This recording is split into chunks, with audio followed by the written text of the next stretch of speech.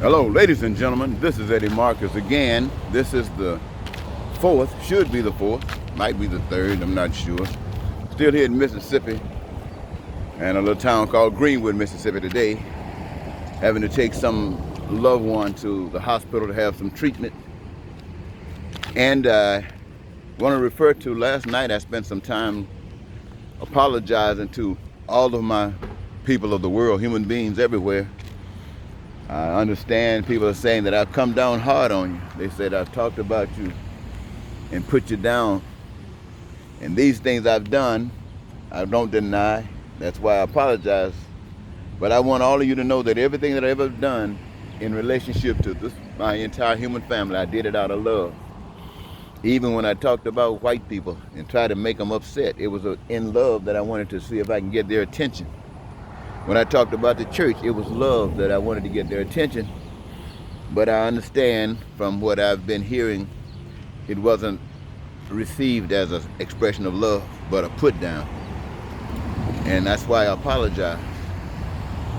But as I sit here and I think about how God has brought me here for a purpose, He's given me a message and taught me a lesson for a purpose.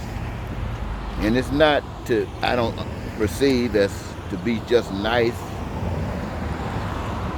and show honey. That sounds good, but I can't imagine that's what He gave it to me for. I've gone through hell to learn what hell is like. And when I see what hell is like and I see people going through the early steps of hell and you try to warn them about this hell and they just think you're trying to get out of your place, trying to be somebody special, then I guess I don't know what to say about that. But I want to tell you, ladies and gentlemen, we are, as it goes, dealing with the things the way we understand them to be. When I talk about God, I haven't ever tried to talk to you about God, about going to heaven. I was never given that message about going to heaven as far as my mission. I know that there are those of you who say and you spend your time on the message of going to heaven, and I don't knock that because I don't know anything about it. I just know that I heard about heaven in a book. A book, it seems that the people who talked about heaven didn't write. It was written by someone else. I heard it preached about people who talk about heaven, but they don't walk the walk. So that's kind of discouraging. To talk about people who talk about heaven and treated you as slaves, called all men are created equal and this and that, and treated like you're less than human. It makes me kind of wonder about the stuff that I read, some of the stuff that I hear people say. And so what I spend my time on is thinking about what God has shown me. And God showed me about life.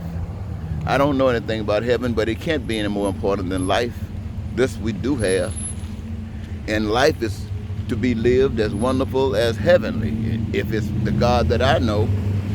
And I've learned that in order to live heavenly on earth, it requires a certain matter of conduct. It requires the adherence to a certain group of principles.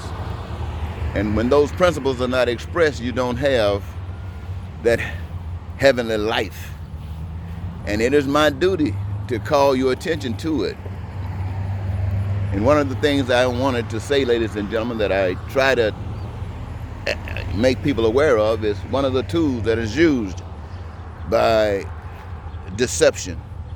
And that tool is money. I tried to share with everybody that we all require certain things to live, and we all bring something to contribute to that process. And by contributing that, we are entitled to some of the fruits, at least a share of the fruits that would allow us to survive and be sustained, and not only just that, but to be happy and thrilled with this life. I try to keep it to those terms. I don't talk about one religion. I don't talk about another religion. I just talk about the religion have failed us.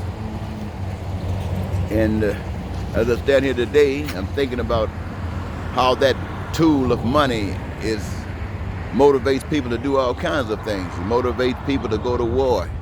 It motivates people to lie and to cheat and to steal. It motivates people to really actually kill. Not only that, it motivates people to take some extraordinary measures to make that money. Sometimes it have them poisoning the food that we eat, and we have the evidence of it because